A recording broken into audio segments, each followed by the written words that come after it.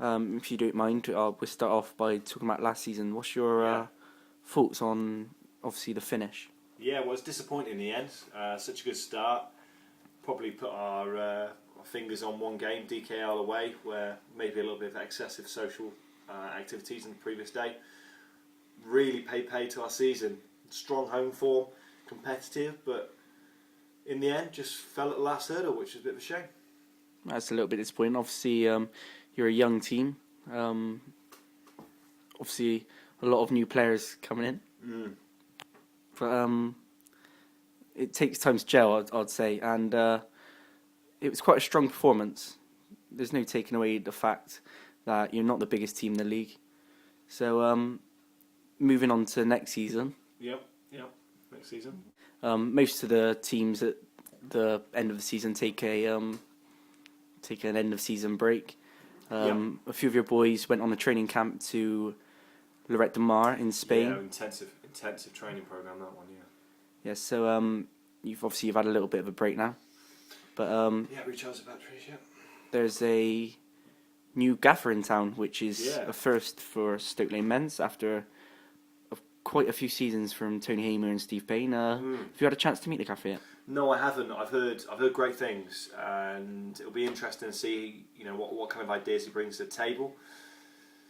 In light of the changing of the guard, as it were, it's going to be a little bit odd. Tony and Steve have been part of the. I guess really part of the furniture. I'd say part of the furniture, really, yeah. And it'll be different. It'll be very different, but he's come in with great. Great CV, a very strong CV. He's worked wonders at Little C, and if he can bring half of that into the club, then we'll be happy. And it's all changed, really. We've got the new clubhouse coming, the brand new kit. Obviously, StokeLanePlayer, sponsored by Desperados, and a new gaffer. Things are looking good. As well as the tactical side of his game, he's probably going to look to bring some new faces to the team. I've heard. A couple of names have been touted around, but two players who have been on trial with you went to Lloret de Mar, Jamie Box and Mark Woodland. Yeah. Have you had a chance to meet these players yet and see what they're about? Yeah, well, lucky enough, Ash, I had a really great opportunity last weekend, and we were at the Downs Stadium, which I just want to say on record what a fantastic facility that is. Undersoil heating, great stadium, loads of car parking, nice flush playing field. It's got the 3G second generation playing turf, which is lovely. You can just caress the ball on that pitch. Mark Woodland plays on the back. Takes the ball down very well, very comfortable on the ball, brings it out, plays on the back, as I said twice now. Strong in the air, very physical, uses his strength. Going to be a great asset. J-Box. Again, another guy in the engine room. He is our Freddie Flintoff, really. Freddie's inspirational. He's dynamic. Makes the big decisions at the key things. But I think the biggest similarity between him and Freddie Flintoff is they're both overweight. And they both like a drink. Does he drink?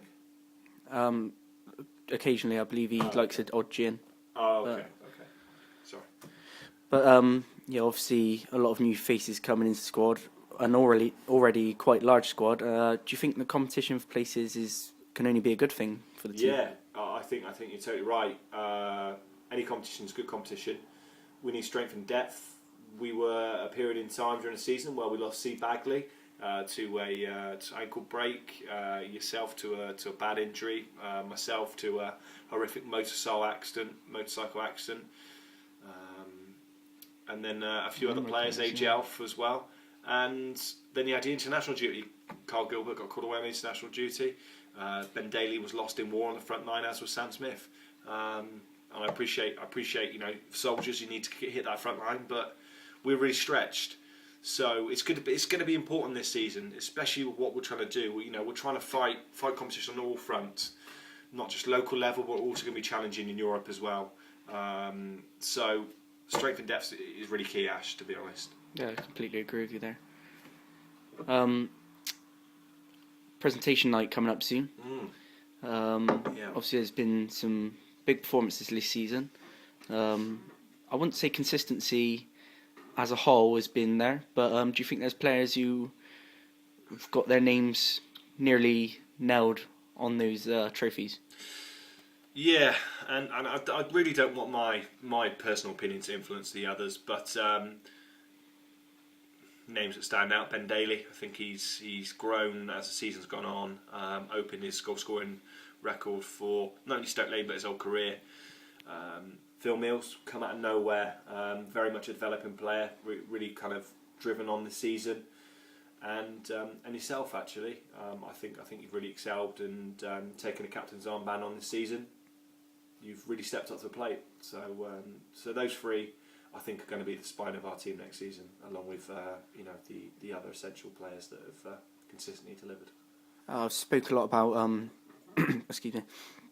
I spoke a lot about players coming into the team, maybe the manager bringing in a lot of new faces. Yeah. It comes at a time when potentially Sam Smith is looking to move away from the club. Do you think it's important to keep a player like that at the club? Yeah, there's no doubt in the quality of Sam Smith. Arguably on his day, he's one of the best players in the division, in the league, in the region, in the area. I'm just going to say this, I think maybe in the world. He's strong in the tackle, good turn of pace, he's committed. He always attends training, never stops running, never quits, never says he has cramp. He can also be used as a target man, and it'll be an absolute shame to lose him. He is a very important player, but he needs to make a decision. It's been dragging on for too long now, and he's either with us or he's not. And I'm just not taking any false promises anymore. He's hurt me too much. Ash. I'm completely with you on that one. Obviously, you've got a hard pre-season ahead of you. We're not going to about that, but next season, do you think there's any players who've essentially been on the fringes this season and looking to push for a first team place, maybe blossom into a first team regular? Yeah, I mean, there's a couple of players that spring to mind that I think can cement their place in the team. Reedy, very promising, has certainly helped towards the back end of the season. Great turn of pace, excellent strike, really works the channels well. Phil Mills, again, I've touched on him. A huge asset and certainly a player that can grow and develop. Also like to think that maybe Carl Gilbert can really support the team this season, maybe make that kind of left or right back position his own, or push on for midfield. And those are the kind of players that we're going to be relying on next season, I think.